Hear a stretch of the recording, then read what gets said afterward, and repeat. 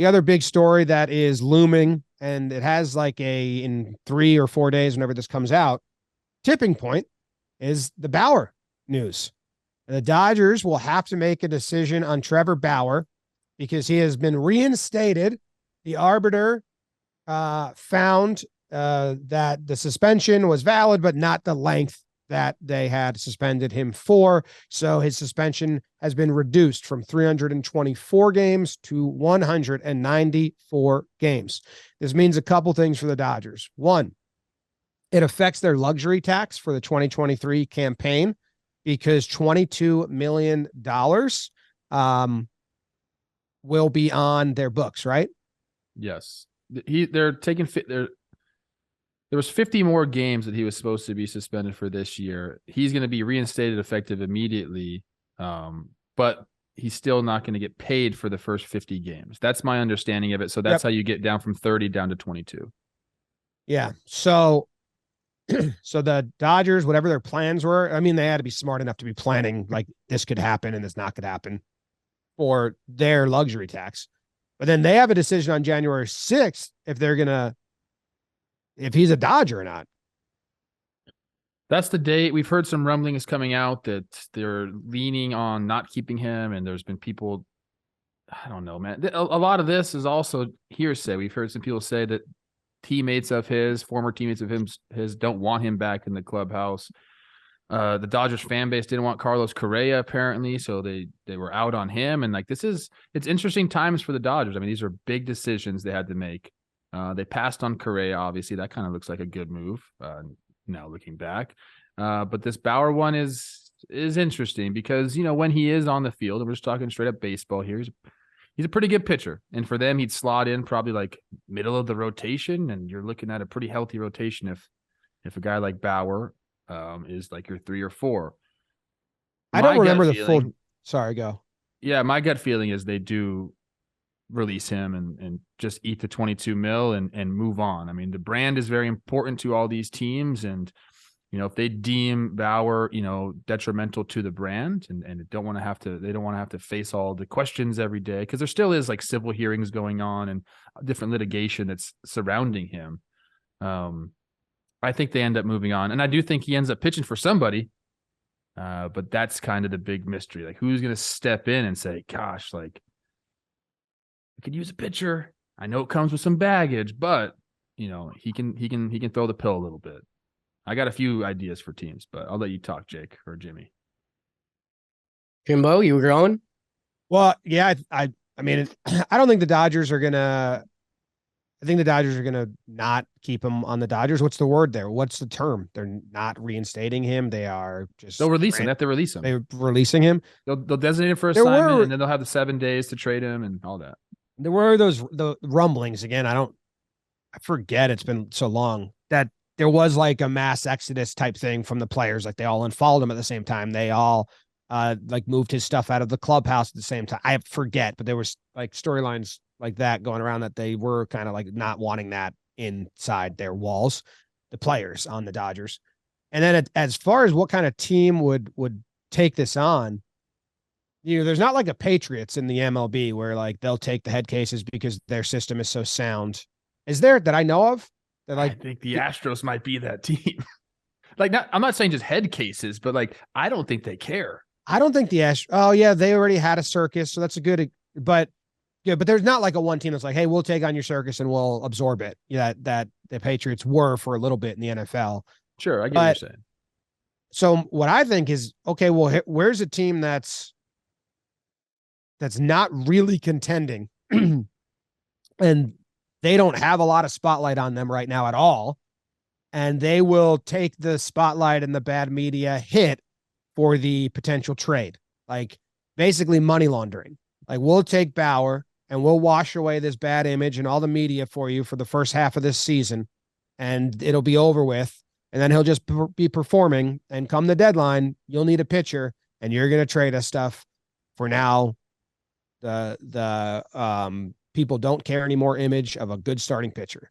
Like, is that something the Pirates are going to do where they're at right now, or the Reds are going to do, who they already had Bauer once, are going to do? Like, I have no idea, but that's kind of the timeline or the path back to like playoff baseball. I don't think a contender right now is going to go out and mess with their clubhouse or mess with their papers at all. We have no idea. Is No what idea. you guys just said, because we have no idea. Whether, I'm a big Supreme Court guy, as you guys know, and, we look for past cases to base stuff off of. We have no clue. The Dodgers, I mean, this Bauer contract brings them right up to the luxury tax or the competitive balance tax.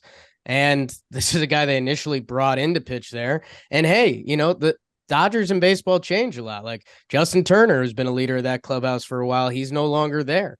There's some different guys in the mix that maybe the early reports that everyone saw and everyone just kind of shrugged and was like, okay, was like, oh yeah, the Dodgers are going to move on, right? They might not. He might just be there. Like they can be like, hey, we're going to be paying this guy $22 million no matter what. Or is there a trade market out there? And if there is a trade market out there, if you're a team like, we're trying to think of these lesser competitive teams getting in the mix. You threw out, I don't know, the Marlins, the Pirates, whoever it is, my D-backs. I don't know. They're always in this weird compete kind of mode.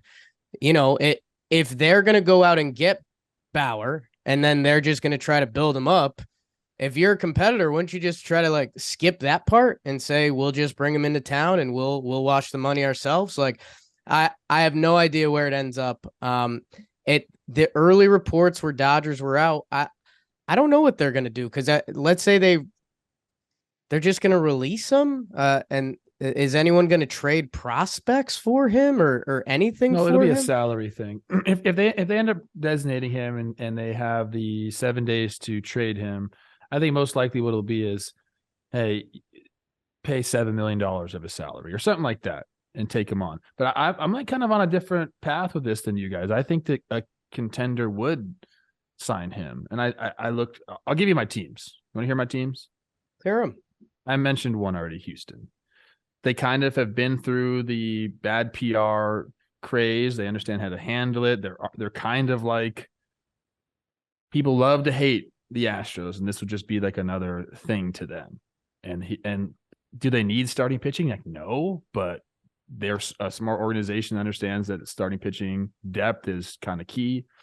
I think they could be it. I think the Texas Rangers, who are looking to suddenly compete. I know we're probably going to talk about the rotation a little bit later in the show, and they have pieces there already. But again, like strictly on the field, that we're adding an above average pitcher to your rotation. I think the Mets and Steve Cohen. I don't think he really cares about the reputation. And I mentioned this on Baseball Today. He's a guy that has his own legal issues. And, a guy like that who has gotten now a second chance probably wants to give Bauer a second chance. Like these are the things that I'm thinking. I'm thinking like teams that want to compete for real. Like, do the Mariners step in the fold here? Like, we got to get over the hump somehow. Like, do they step in the fold? I think that people are going to be, I think every team is looking at the situation being like, okay, can we do this? What would the negative aspects of it? And would they outweigh, the on-field performance? I think there's going to be some teams that say, we like the on-field performance enough. I have an evil mastermind plan again. Okay. Perfect. Collusion galore. And the Dodgers don't like long-term contracts. They like short-term contracts with high AAV. And Correa's bamboo ankle is bad. And Cohen calls up the Dodgers and is like, hey, we'll take Bauer off your hands for you. And we'll back out completely of this Correa thing, drop his, so he's only getting short-term. Now you're contenders. Mets get Bauer, Correa to the Dodgers, collusion galore. The whole fucking sport crumbles from it. Lockout. PA is like lit on fire. They're hiring, so it's a good time to be a young lawyer. Tough to find a hole in it. But if we did, I don't know. The more and more we're circling on it, like for me, it feels like AL contender or he stays on the Dodgers. If you're the Dodgers, why would you trade him? AL contender. Think about the NL contenders. Like, they're not going to trade him to the Padres in division just to get rid of him. Padres, I just locked it in my brain. Okay, Jim's in on that. Padres, I'm in on that too, for sure. If you're the Dodgers, you just wouldn't do that. You're just not going to give them. They're trying to wipe their hands clean. It's 1 year too. The time has been served and it's done. And that's where we've gotten to this point that it's either going to be the Dodgers just say, well, he's coming back. He's going to pitch for us and we'll see what happens. Or I kind of like want because I don't think they trade him NL and just give him to the Mets or the Braves or the Padres. I think, if anything, it would be AL, and it's a team like Texas got mentioned. Hey, we're doing this damn thing. Screw it. Or how about the Toronto Blue Jays? They're always chasing talent, and sometimes they have to go or overpay a year. We've talked about that before. They could use a fifth starter right now. Trevor Bauer, I mean, that could change their whole outlook. Toronto, I mean, I know it's a big media thing, but it's, a different country. So you're kind of separated from stuff. I don't know. But for the Dodgers just to go NL contender or just release, I don't know, Trev. I got a question for you guys. And since we're just going off the walls here, because both the stories we've talked about already, there's a lot of mysterious things happening, and we don't know, so we're just kind of making stuff up. What kind of shape do you think Trevor Bauer's in right now? Like, is he like ready to go? Like, he's been thrown in his warehouse, like doing silly shit. Yeah, he's been doing all those videos all the time. Yeah, but what does that mean? Like, is he amped up? Like, has he been following a normal regimen? Last year, did he simulate 25 games in his warehouse? Did he throw? I don't know, but I'm sure that people follow like. Kids that follow Momentum or people that follow Momentum will probably be able to tell you in the comment section. Like, he's probably very public with this. This whole thing's a little bit of a glass onion. And as you peel back the layers, if there's anyone that should be prepped for this, it's Trevor Bauer. He was on his own throwing routine even when he was in the big leagues. So I think he's Trevor Bauer does his own thing. That's kind of been his MO from the start, that I think during this time he's been training, doing his long toss, the long double-sided ball thing that he used to use. I'm sure he's been doing all of it. I like that. That's what's that called? I don't know. Yeah, I don't know either. Everyone knows what you're talking about. It's like a shock weight, but like with a bell bar.